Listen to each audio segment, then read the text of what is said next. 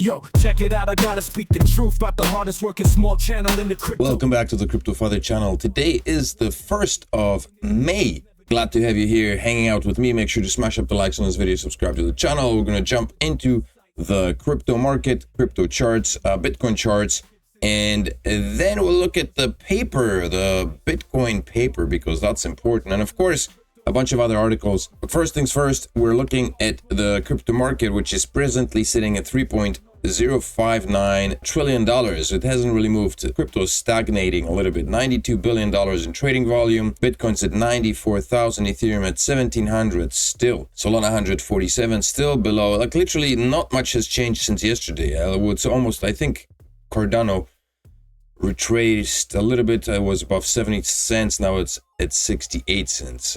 Sui is pumping. Everything else has had a minuscule kind of impact. A minuscule amount of movement. Litecoin $84, Polkadot $4, and Pi on 32nd place has moved up a little bit, 60 cents. And quick look at Meowcoin. Meowcoin's at $546,000 market cap at the same price tag, so not much has changed. The all-time high for crypto was at about $4 trillion, $3.8 trillion. So we've got like $800 billion that have been siphoned out. And you got to keep in mind that regardless of what the articles say, what the experts say, price stalling, that means whales are accumulating and all that stuff. Whenever a sale takes place, whenever there's a massive market crash, there is also a shift in money. Money changes hands, and it's most of the time it's retail who gets effed on this deal, because smart money are the ones, the money makers are the ones who are basically taking the money. So there's a limited amount of money that is going into the market every time that it gets washed out, because retail who gets screwed on these deals are not very likely to come back again with the same amount of money.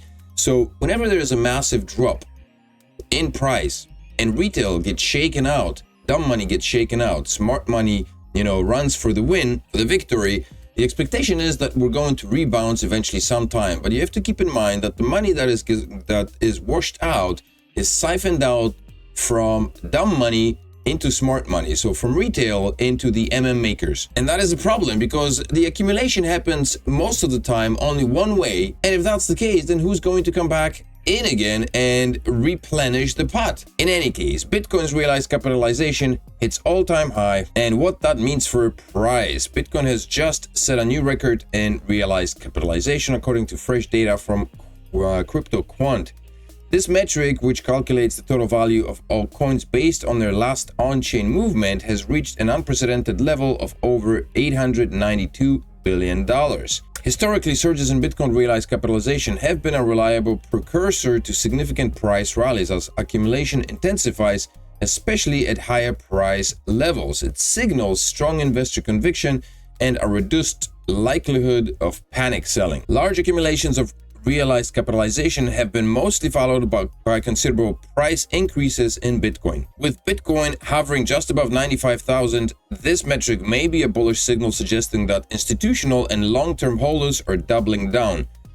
Just the wording alone suggests long-term holders are retail who are hoping, this sentence suggests that retail is going to invest more money into the market that has basically been taken over by institutional investors who are siphoning the retail money out of the market. We don't have enough new blood. There isn't enough new interest coming into the market. And with ETFs being in place right now, the money that would have in the past belonged to retail is now placed into the hands of institutional investors, which first of all is not a good thing, and second of all does not really represent the interests of the common men of Bitcoin, and it's just a money grab right now. I mean, it probably always has been. I think there is a lot of misunderstanding. Bitcoin is finally starting to do what it promised, replacing gold.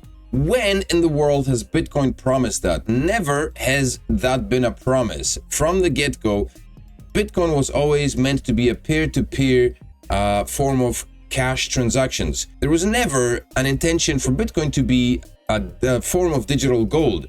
this was something that was construed by the M&Ms, by people who were basically trying to push Bitcoin, who were trying to...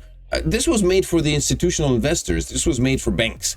That's who came up with this idea. This was not... Bitcoin was not meant to be digital gold.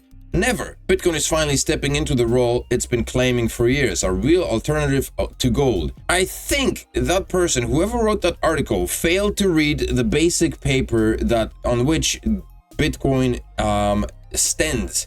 Bitcoin, a peer-to-peer electronic cash system by Satoshi Nakamoto, the white paper that has been released before the Genesis block mined. Abstract, a purely peer-to-peer version of electronic cash would allow online payments to be sent directly from one party to another without going through a financial institution. Bitcoin was never meant to be gold. It was never meant to be a store of value. It was always meant to be a peer-to-peer version of electronic cash. And banks were never meant to be involved. Financial institutions were never meant to be involved. AKA exchanges. Crypto exchanges allow for the trading and buying and selling Bitcoins and other cryptocurrencies, but they were never the aim of the white paper. They were never the goal. Now you've got the likes of Eric Trump. Banks must embrace crypto or disappear in 10 years. As if that's a good thing. Banks embracing crypto just allows them to be the middleman again, because people will run to the banks and try to save their money, save their crypto in banks. We're going to have the same thing that we have right now. We're going to have institutions, the middlemen, who are holding our money hostage, essentially, and it's going to be difficult to move it out, because right now people are having troubles to withdraw large amounts of money from banks, because banks don't have the amount of money available, or they've got 1,000 questions before you can withdraw your money from a bank.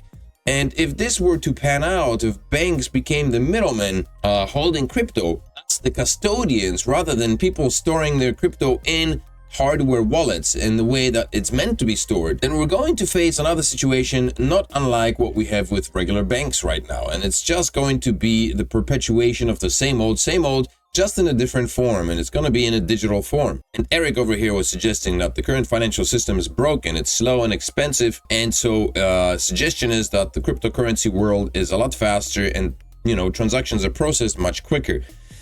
But the fact remains that banks would remain the middlemen. And here's the problem, here's the issue with all the middlemen.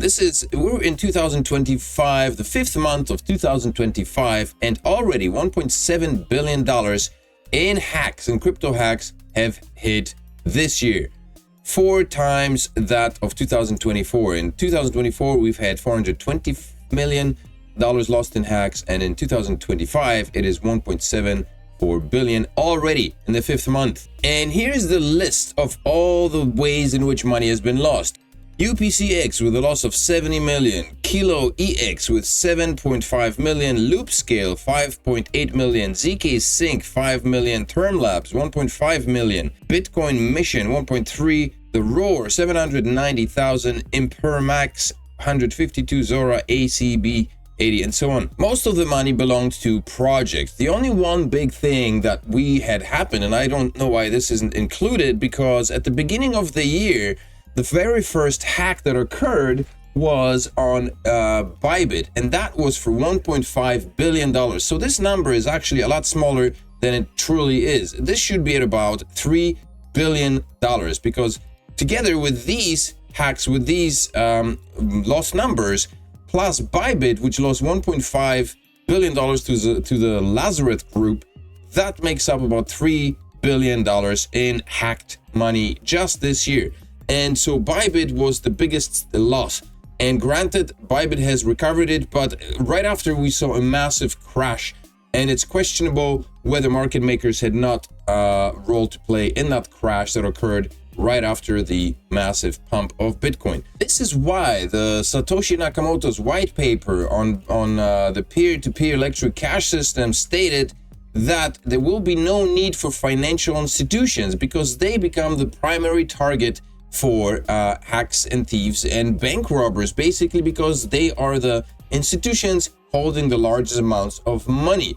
when money is held by individual investors, by people who are storing it in their own wallets, it is a lot more difficult for hackers to invade those wallets, because first of all, if they're cold wallets, then they're not really accessible, and they would have to be hijacked by people making the mistake of sharing their passwords or sharing their seed phrases somehow through a phishing site on the internet. However, institutions and banks and exchanges are out there. They are there for the picking, ready for the picking, and hackers can take their time, find vulnerabilities in the contracts and the code, and then basically enter through the door like you would in a regular hard brick and mortar bank. That is the problem with institutions.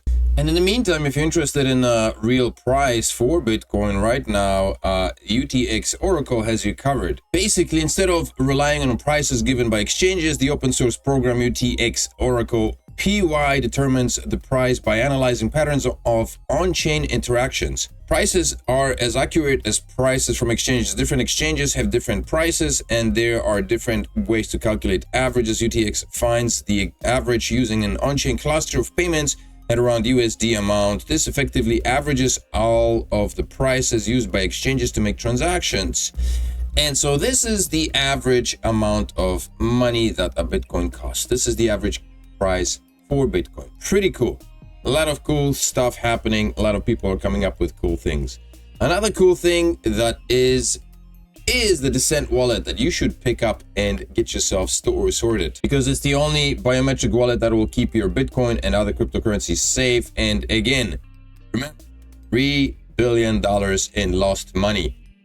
Bybit first, and then a bunch of other hacks from other exchanges, other companies. So Descent wallet gets you covered.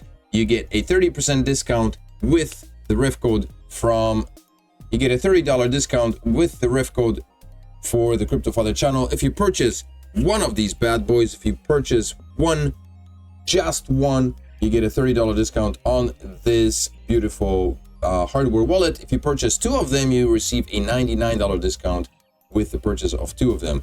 Both ref links are below the video. Head on over and get yourself a biometric wallet. These discounts are exclusive for the CryptoFather channel. The regular price on the main website here is a little bit more expensive. You get a $10 additional discount with the CryptoFather ref codes. So get that wallet right now and get your crypto secure off of exchanges. Also, remember to smash up the likes on this video, subscribe to the channel, and come back for another video tomorrow. Have a fantastic Thursday. I will see you on Friday. Peace.